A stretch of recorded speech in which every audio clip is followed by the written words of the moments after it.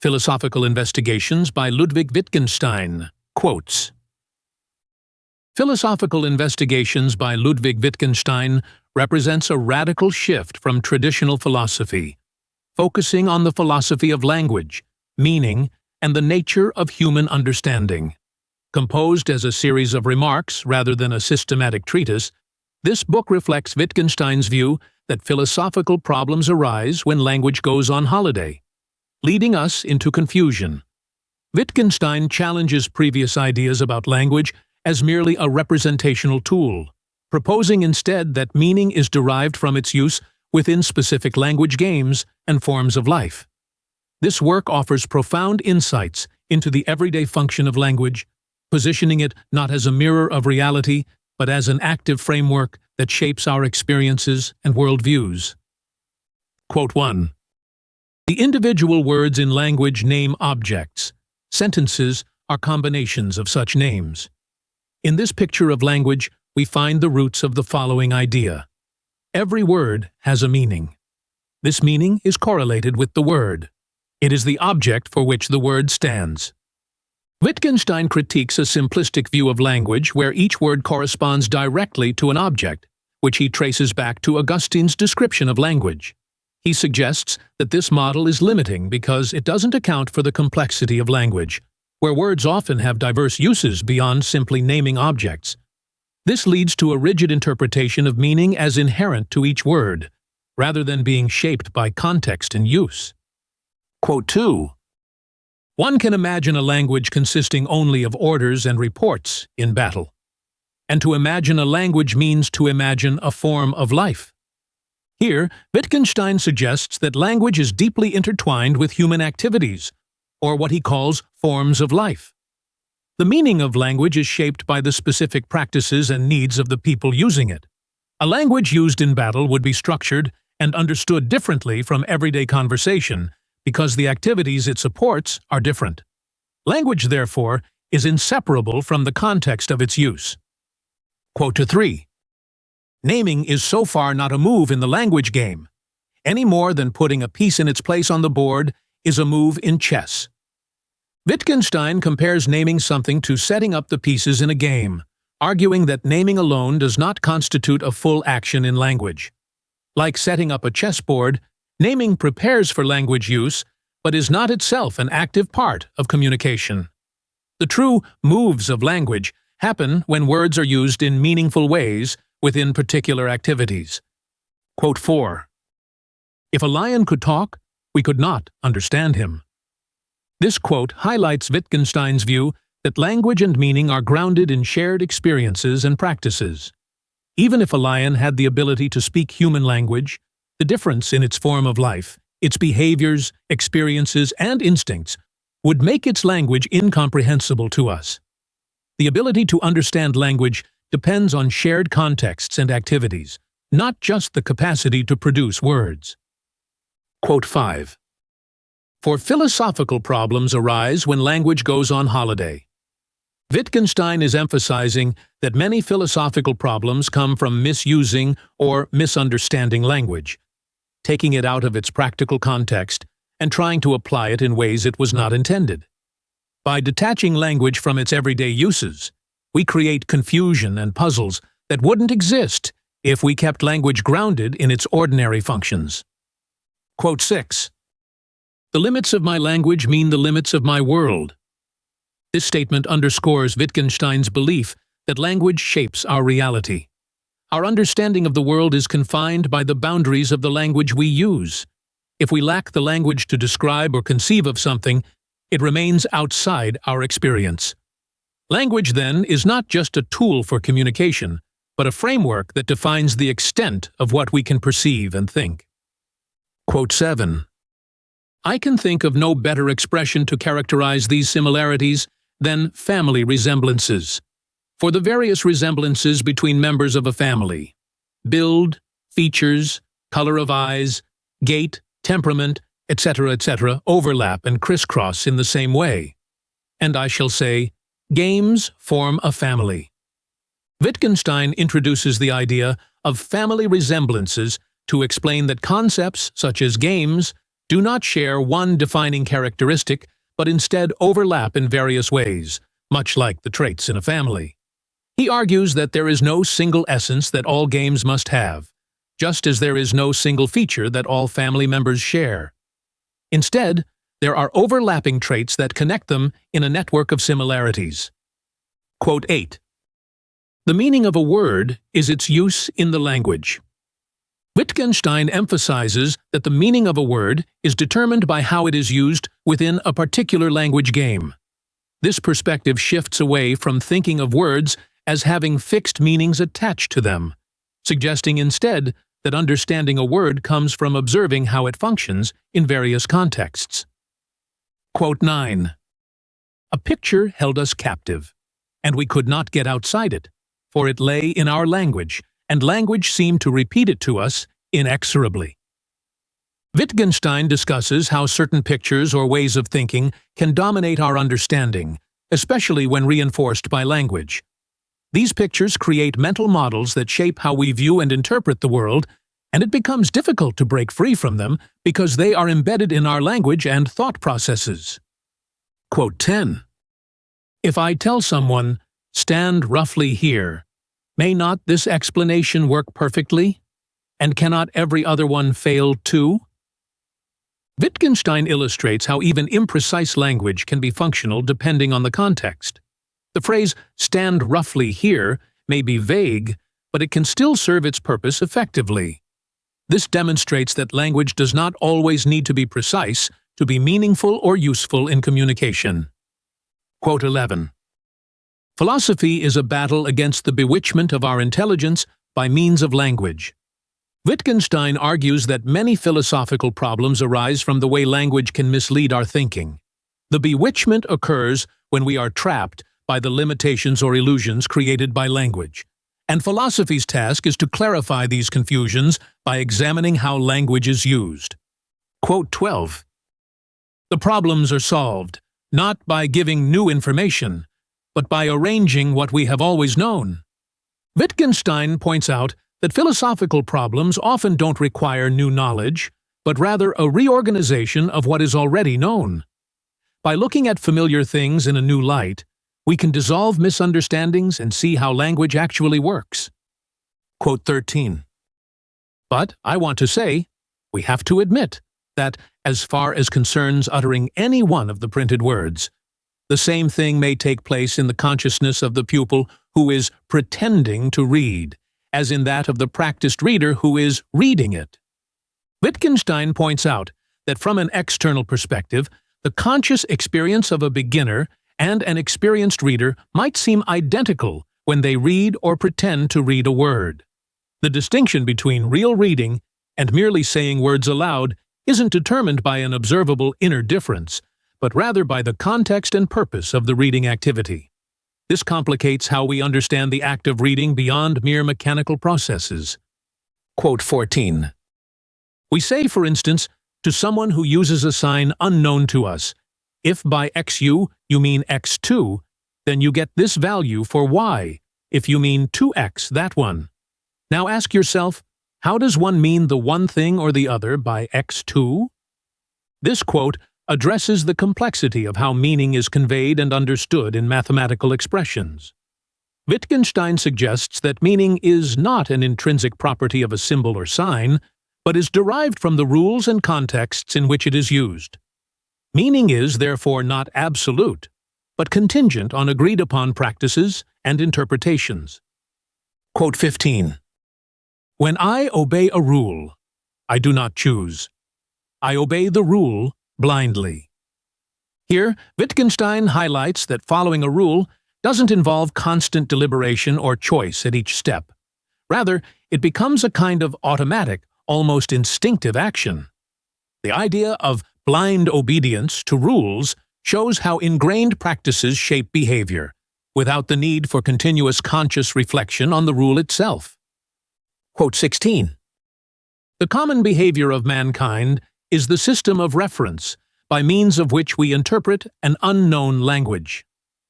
Wittgenstein suggests that human behaviors, practices, and shared forms of life provide the foundation for interpreting language, especially when encountering a new or foreign system of communication. It is through the observation of actions and their connections to expressions that we come to understand meaning, grounding language in common human activities. Quote 17. Language is a labyrinth of paths. You approach from one side and know your way about. You approach the same place from another side and no longer know your way about. This metaphor illustrates the complexity and multifaceted nature of language. Approaching language from different perspectives can lead to clarity or confusion, depending on one's familiarity with the particular path taken.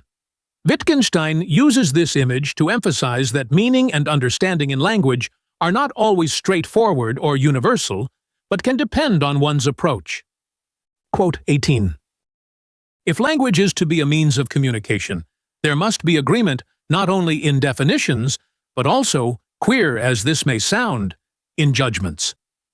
Wittgenstein argues that for language to function as a tool for communication, people must share not only definitions, but also certain judgments, or ways of interpreting the world.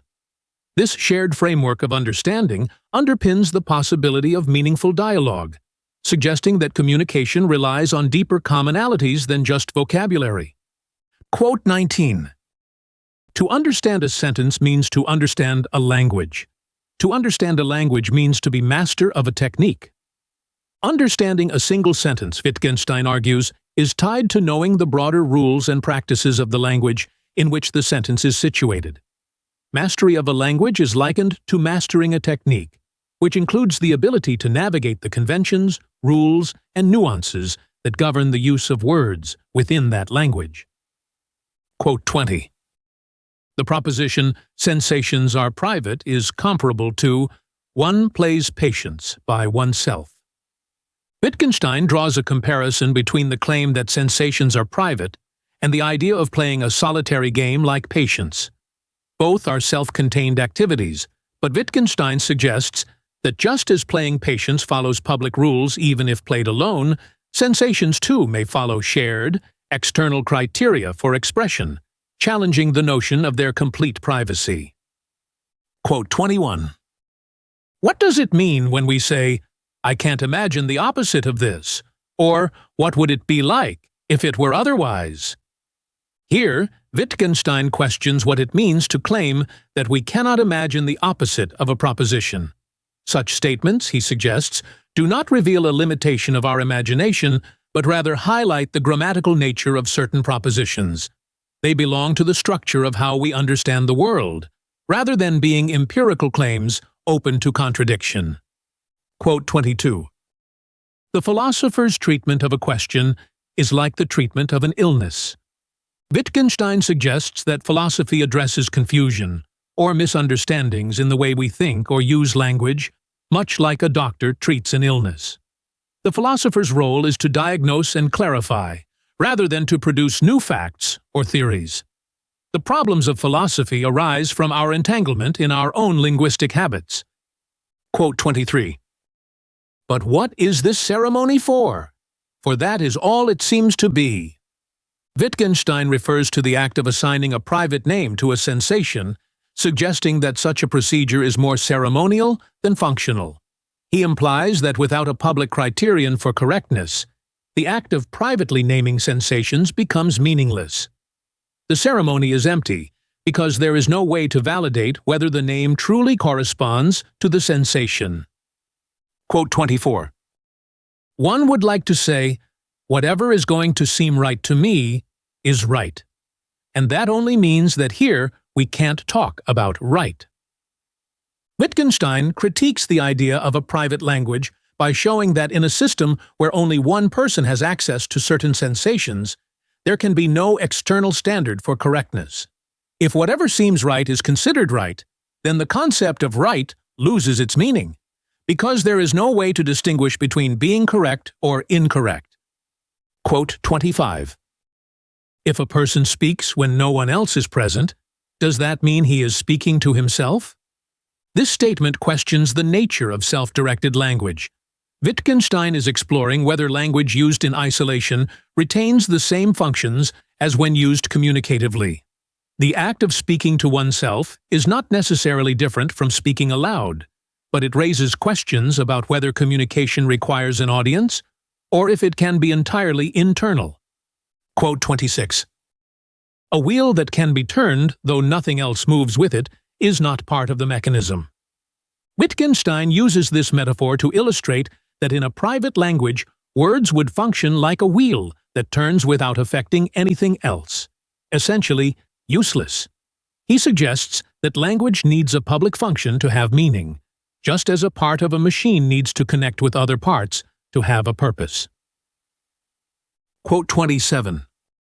The essential thing about private experience is really not that each person possesses his own exemplar, but that nobody knows whether other people also have this or something else. Wittgenstein challenges the notion that private experiences are defined by personal ownership of sensations. Instead, the real issue is the inability to know whether others share the same experiences. This uncertainty makes private experiences conceptually problematic when trying to establish any shared understanding of them. Quote 28. One says to oneself, how could one so much as get the idea of ascribing a sensation to a thing? Wittgenstein highlights the oddity of attributing sensations, like pain, to inanimate objects. He points out how we are inclined to ascribe sensations only to beings that behave like humans, suggesting that our understanding of sensations is tied to the observable behavior of living things and not merely to abstract ideas of consciousness. Quote 29. Could a machine think? Could it be in pain? Wittgenstein explores the philosophical question of whether machines can possess mental states, such as thought or pain.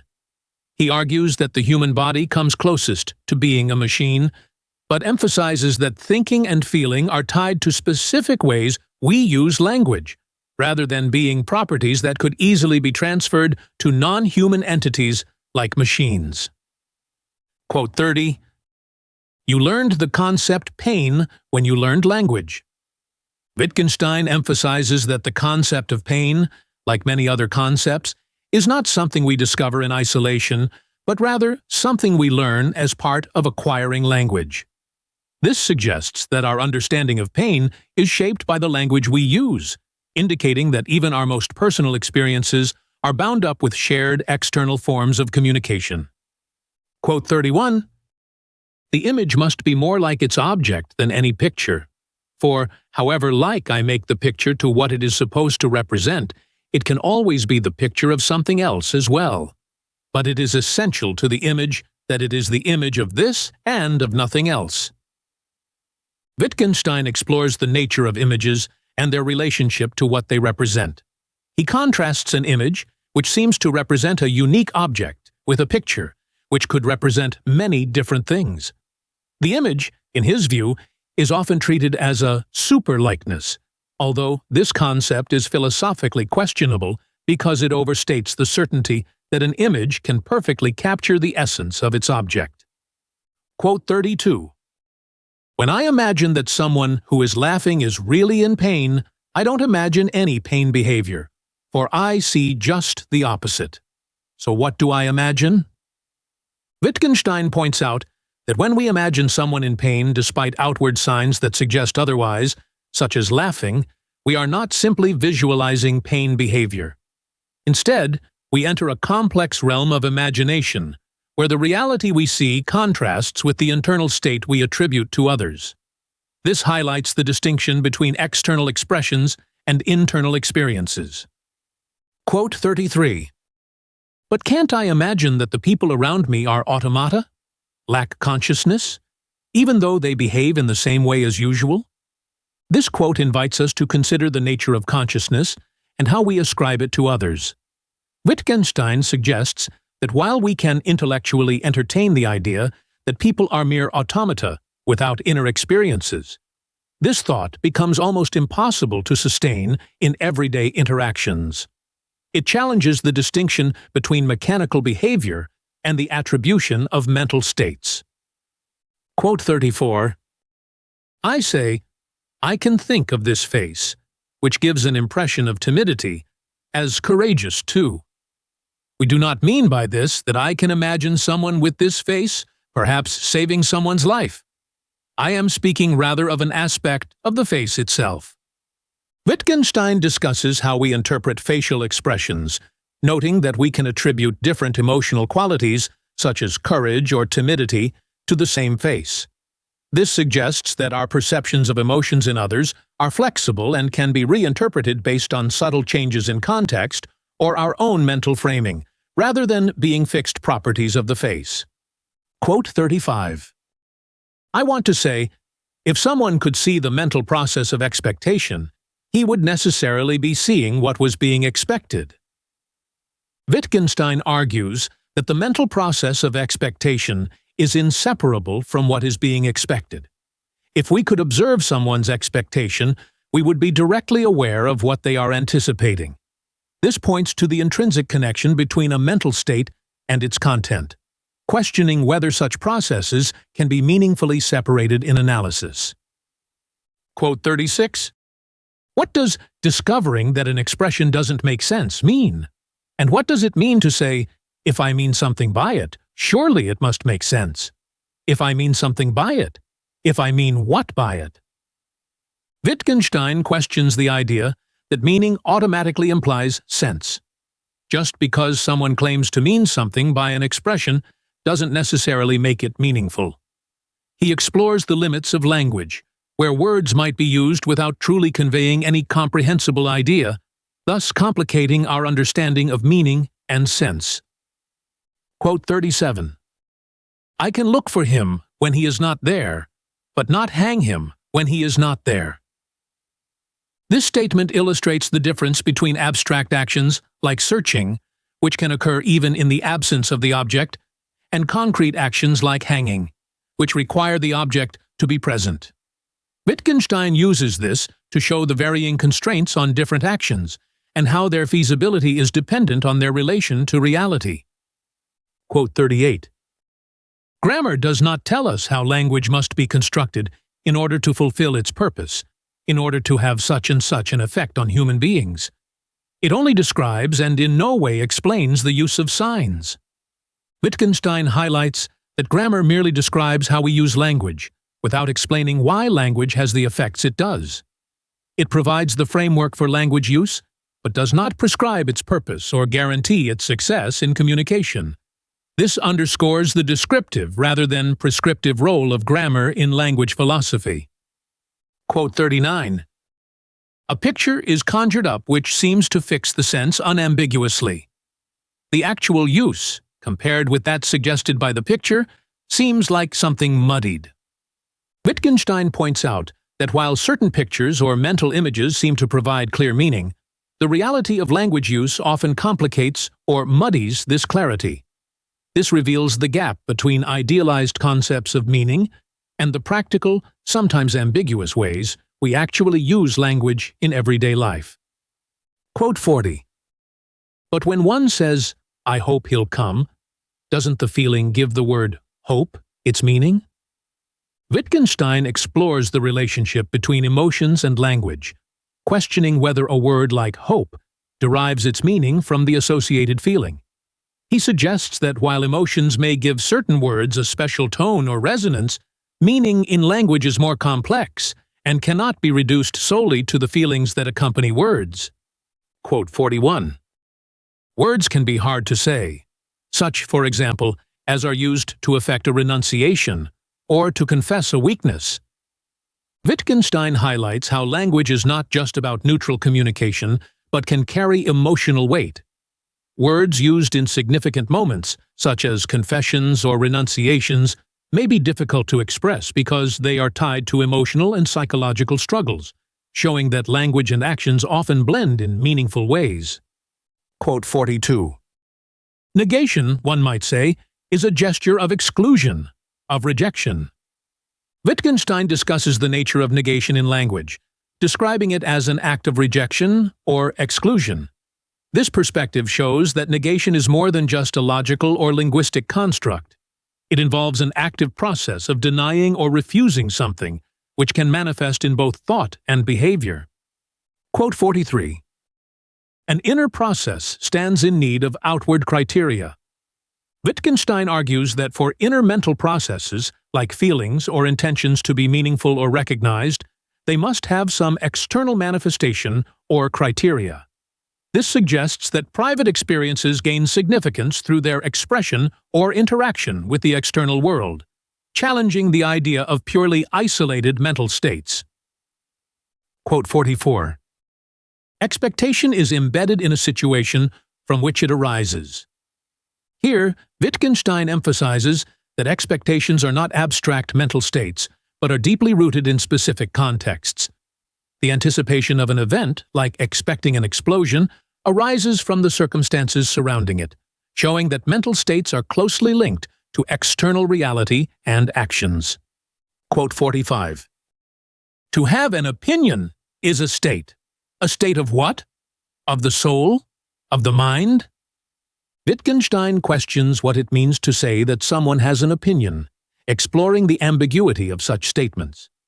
He points out that terms like state of mind or state of the soul are often used imprecisely, and that we should be more concerned with the criteria by which we recognize someone as holding a particular opinion. Quote 46. I know exactly what I was going to say, and yet I did not say it. Wittgenstein reflects on the nature of unexpressed thoughts or intentions, noting that people often claim to know what they were about to say, even if they didn't say it. This suggests that intentions or thoughts can exist in a nebulous yet real state in our minds, even without immediate verbal expression. Quote 47. Misleading parallel. Psychology treats of processes in the psychical sphere, as does physics in the physical. Wittgenstein points out a common misconception, where people equate psychological processes with physical ones in the same way physics treats its subject matter. He argues that the phenomena psychology deals with, like thoughts and emotions, cannot be neatly compared to physical processes, underscoring the need for a different approach to understanding the mind. Quote 48. Language is an instrument. Its concepts are instruments. Wittgenstein reminds us that language is a tool we use to navigate the world. The concepts within a language are like instruments designed for specific tasks, emphasizing that language is shaped by practical use rather than abstract definitions, and that its usefulness is tied to its applications in real-world situations. Quote 49. The meaning of a word is what is explained by the explanation of the meaning. This quote brings Wittgenstein back to his famous idea that the meaning of a word is found in how we explain or use it within language. He rejects the notion that meaning is an intrinsic property of words, instead proposing that meaning is revealed through the way words are employed and understood in communication. Quote 50.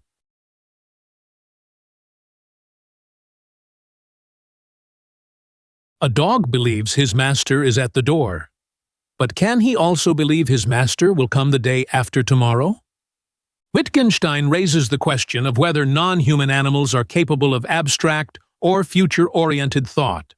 While a dog may react to immediate cues, such as believing its master is at the door, Wittgenstein implies that the complex concept of future events, like believing in something happening days later, may be uniquely human, tied to our capacity for language and advanced cognitive processes. Quote 51. If you want to know whom he meant, ask him. Wittgenstein points out that meaning is not an intrinsic property of words or images, but is tied to the intentions of the person using them. The only way to truly understand what someone means is to ask them directly. This shows the importance of communication and context in making sense of language or symbolic actions. Quote 52. Experiencing a meaning and experiencing a mental image. In both cases, we should like to say, we are experiencing something, only something different. Wittgenstein contrasts the experience of understanding meaning with that of visualizing a mental image. He challenges the assumption that both are similar types of experiences, arguing that while both involve consciousness, they are distinct processes that cannot be easily equated. This reveals the complexity of how we process and relate to both language and imagery in our minds. Quote 53. The meaning of a word is not the experience one has in hearing or saying it. Wittgenstein clarifies that meaning does not arise from the sensory experience of hearing or saying a word, but from the way the word is used within language. He emphasizes that meaning is not tied to personal internal sensations, but is part of the shared external system of communication that gives words their purpose and function. Quote 54. What makes my image of him into an image of him? Not its looking like him? Wittgenstein explores the idea that an image or representation of someone does not need to resemble them in a conventional sense for it to be meaningful. Instead, the connection between the image and the person it represents comes from the intention behind the representation, further highlighting how meaning is grounded in usage and context rather than physical resemblance alone. Quote 55. I believe that he is suffering. Do I also believe that he isn't an automaton? Wittgenstein questions the nature of belief and our assumptions about others' experiences. He suggests that believing someone is suffering does not require us to affirm their humanity in an explicit way, because this belief is already embedded in our interactions. The statement draws attention to how we take for granted that others have inner lives, without needing to constantly reaffirm this belief. Quote 56. Doubting has an end.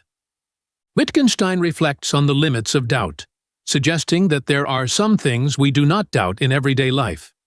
Once we reach a certain level of understanding or agreement, further doubt becomes irrelevant or nonsensical.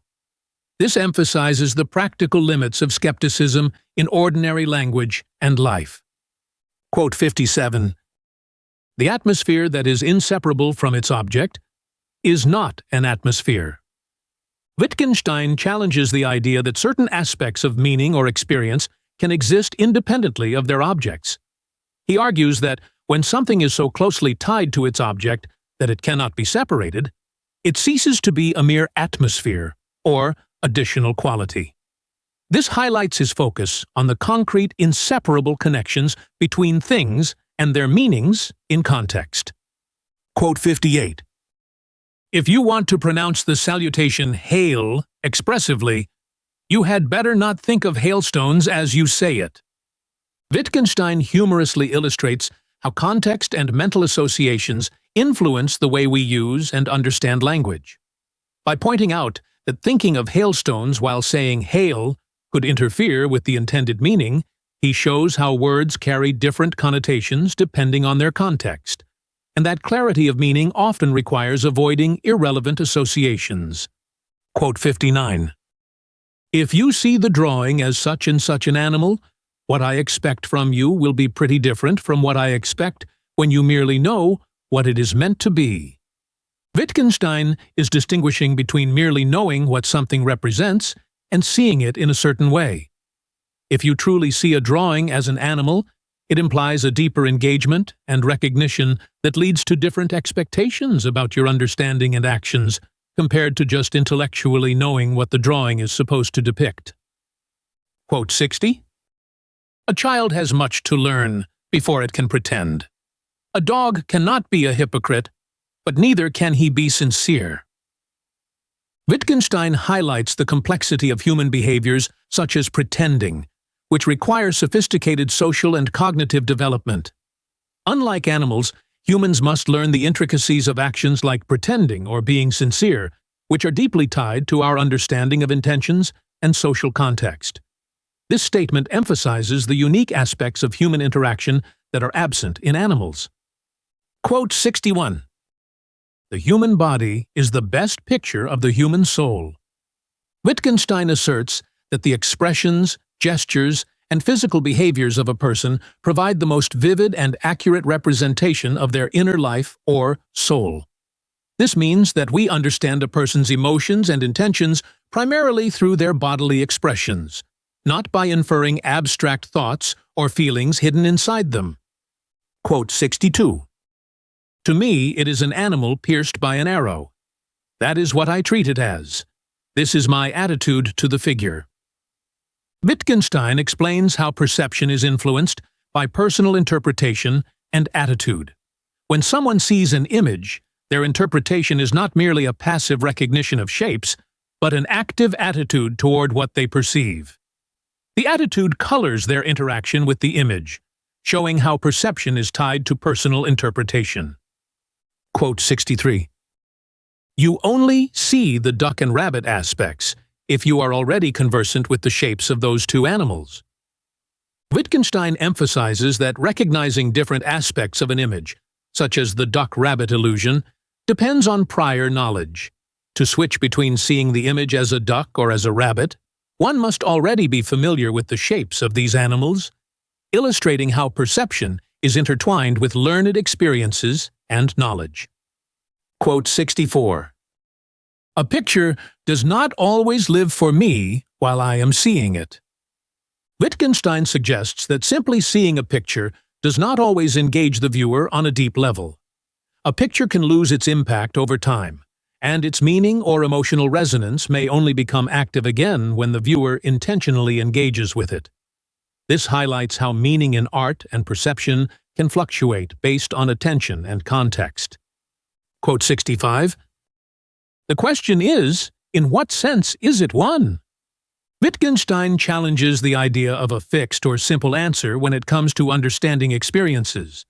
Here he points out that defining something as a visual experience or another type of mental process depends on the way we frame the question, reflecting his broader focus on the flexible, context-dependent nature of language and meaning. Quote 66. Let the use of words teach you their meaning. Wittgenstein underscores his belief that the true meaning of words comes from how they are used in practice, not from abstract definitions or concepts. This statement reflects his philosophy that meaning is grounded in everyday language use and can only be understood by looking at how words function in real-world contexts. Quote 67. It is possible to take the duck-rabbit simply for the picture of a rabbit. Wittgenstein notes that one can see an image in a straightforward way, such as recognizing the duck-rabbit as simply a rabbit, without noticing its ambiguity. This demonstrates how perception can be influenced by focus and expectation, where the complexity of an image may be overlooked depending on how it is initially interpreted. Quote 68. The aspect blind will have an altogether different relationship to pictures from ours. Wittgenstein introduces the concept of aspect blindness, where someone is unable to shift their perception to see different aspects of an image. This condition, he suggests, would fundamentally change how a person interacts with pictures, as they would miss the ability to experience multiple interpretations, showing how perception shapes our understanding of visual representations. Philosophical Investigations by Ludwig Wittgenstein concludes with a compelling reconsideration of philosophy itself, suggesting that clarity in philosophy is achieved not by constructing theories, but by carefully examining the workings of language in its ordinary usage. Wittgenstein invites readers to view language as a dynamic system rooted in social practices, where words gain meaning through use rather than inherent definitions. By exploring the interconnected nature of language, action, and thought, Wittgenstein dismantles the notion of fixed essences and calls for philosophy to resolve its problems by dissolving the misunderstandings embedded in language. His work ultimately presents language as a living, flexible system that both reveals and constrains human experience.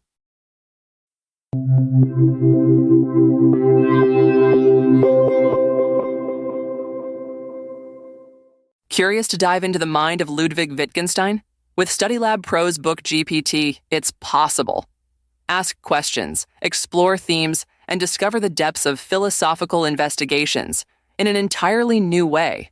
Start your conversation now by clicking on our logo. And if you're hungry for more educational content, subscribe to our channel to keep discovering, learning, and growing. Want more than just videos? Click on our logo now to join us on our platform for multiple choice tests, in-depth content, and tools to help you ace your studies. Get started now.